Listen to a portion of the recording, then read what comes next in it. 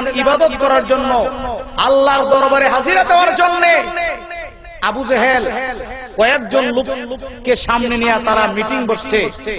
ওই আব্দুল্লাহর বেটা মুহাম্মদ সাল্লাল্লাহু আলাইহি ওয়াসাল্লাম এই রাস্তা দিয়ে হাঁটতে যায়, কে কে পারবা এই রাস্তার মধ্যে কাটা দিতে? কাটা আপনারা চিনেননি? কে কে পারবে? এক বুড়ি দাঁড়ায় কয় আমি পারবো। আপনারা অতীতে এই ঘটনা শুনেছেন। এই কাটা বুড়ি দিয়ে রাখতেছেন। আল্লাহর নবী রাস্তা দিয়ে যখন আসতেছেন, নবীজির পবিত্র পা মুবারকে কাঁটাগুলো যখন প্রবেশ করে, নবীজির ওই পা থেকে রক্তগুলো জমিনের মধ্যে পড়ে। নবীজি কষ্ট পাইতেছেন কিনা জোরে বলেন? আর কোন ব্যক্তি কষ্ট দিয়া, আল্লাহর নবীকে কষ্ট দিয়া জান্নাতে যাইতে পারবে? যদি নবীজি তাকে মাফ না করে দেয়, আল্লাহ যদি মাফ না করে, তাহলে ওই ব্যক্তি কি জান্নাতে যাওয়া সম্ভব? জোরে বলেন সম্ভব?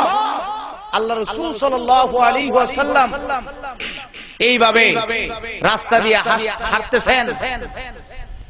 এই কাঁটাগুলো সরাইয়া যাইতে যাইতে নবীজি একটু দেরি হয়ে যায়, আর আবু জেহেল আড়ালে থেকে থেকে হাসে আর তাচ্ছিল্য অহংকার করে।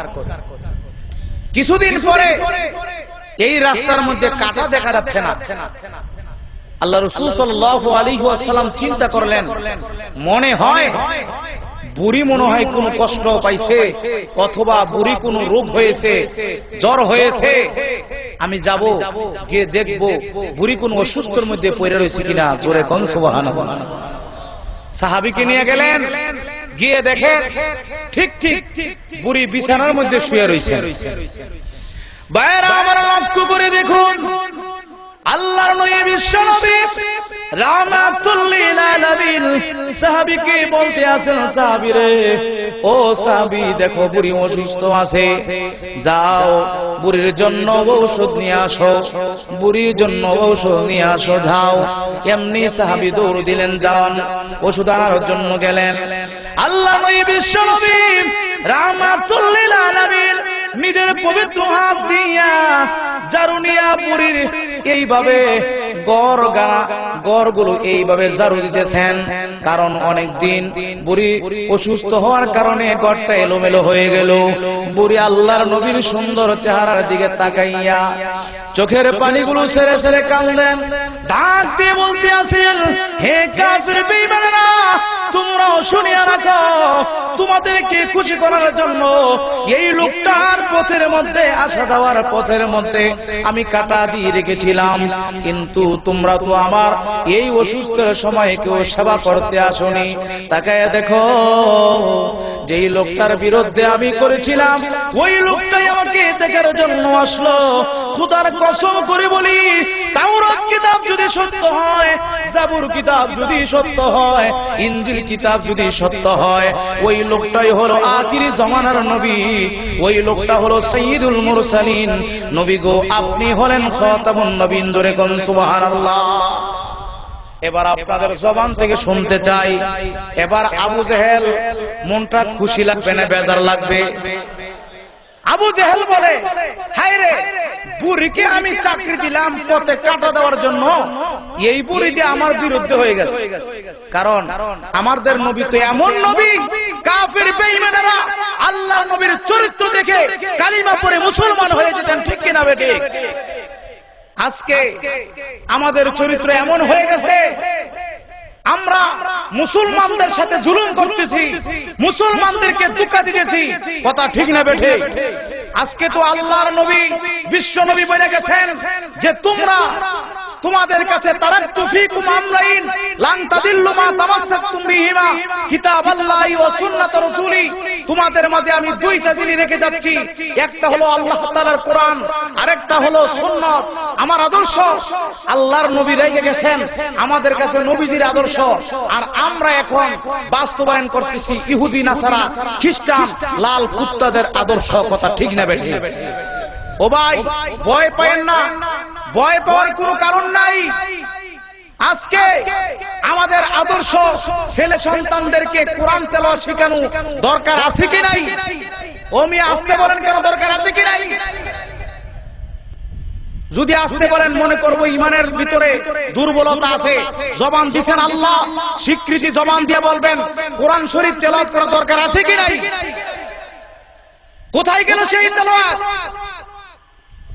কোথায় গেল সেই আলী রাদিয়াল্লাহু আনহুর মতো সেই গরীব সাহাবী?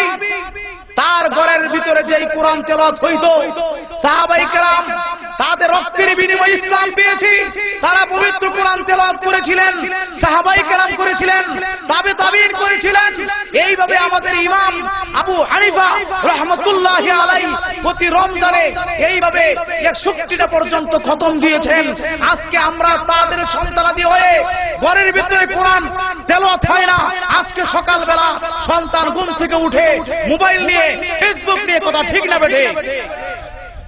কি হয়ে গেল আমাদের? মায় ঘুমায় যায় কিন্তু সন্তান এখনো ঘুমায় না।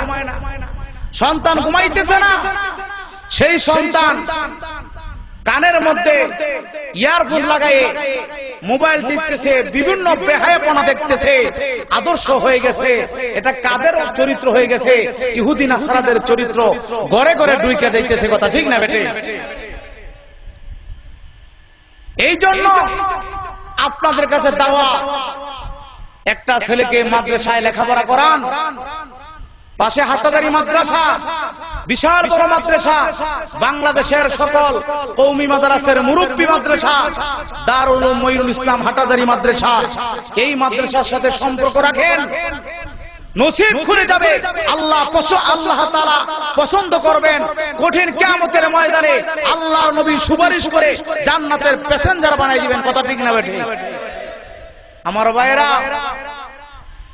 সেই আবু জেহেল এবার চিন্তা করতেছেন, যেহেতু বুড়ি কি দিয়ে পারলাম না, ছোট ছোট বাচ্চাদের কি দিয়ে দেখি। দেখবেন অনেক সময় ছোট ছোট বাচ্চাদেরকে যাহা শিখানো হয় তাহাই করে, কথা ঠিক না বেটে? বাচ্চাদেরকে বলতেছে, বাচ্চারা এই যে লোকটা বাইতুল্লাহতে প্রতিদিন যায়, এই লোকটাকে তোমরা গালি দিবা। জোরে নাউজুবিল্লাহ বলেন। আওয়াজ হয় না, ইমানের শক্তি বলেন, আরো জোরে বলেন। বাচ্চারা নবীজিকে দেখা এইভাবে আওয়াজ দেয়। আর আরব দেশের মধ্যে ওই সময় সবচাইতে বেশি একটা মন্দ জিনিস ছিল, অনেকে মুখ দিয়ে একটা শীষ দিয়ে একটা আওয়াজ দেয়, দেয় কি দেয় না? এইটা সবচাইতে মন্দনীয় প্রথা ছিল। ওইটাই তারা ব্যবহার করলো। আল্লাহর নবী ডাক দিয়ে বলে, বাচ্চারা আমাকে দেখে তোমরা এরকম কেন করো? আমি রাসূল তো তোমাদের সাথে কোনোদিন খারাপ ব্যবহার করি নাই, তোমরা কেন করো এরকম ব্যবহার কেন করো? বাচ্চারা একটু দাঁড়াইছেন। আল্লাহ রাসূল এক বাচ্চাকে ডাক দিয়া নবীজির পবিত্র হাত ওই বাচ্চার মাথার মধ্যে বুলাইয়া দিয়েছেন। আল্লাহ মুহূর্তের মধ্যে সকলকে ভালো করে দিয়েছেন। ভাইরা আমার, লক্ষ্য করে দেখুন, এবার আল্লাহর নবী নিজের পবিত্র হাতখানা ওই বাচ্চাদের এক বাচ্চার মাথার মধ্যে যখন এইভাবে বুলাইয়া দিলেন, নড়াচড়া করাইয়া এইভাবে যখন দিয়ে দিলেন, এমনি একটা বাচ্চা ডাক দিয়ে বলেন, আরে বাচ্চারা শুনে রাখো, ভুল করেছি, অন্যায় করেছি, অপরাধ করেছি, এই লোকটার সাথে আর কোনোদিন বেয়াদবি করব না। আবু জেহেলের কুমন্ত্রণায় পড়িয়া আমরা এই লোকটার সাথে বেয়াদবি করেছি, আর বেয়াদবি করব না। নবী গো, আপনি হলেন সত্য নবী, আপনি আমাদেরকে মাফ করে দেন। জোরে কোন সুবহানাল্লাহ। এবার আপনারা বলেন, আবু জেহেলের মনটা ভালো লাগবে না খারাপ লাগবে? আপনাদের কষ্ট হইতেছে? জোরে কোন কষ্ট হইতেছে? একটু জিকির করে আর সামনের দিকে একটু আগায় বসি। লা ইলাহা, জোরে লা ইলাহা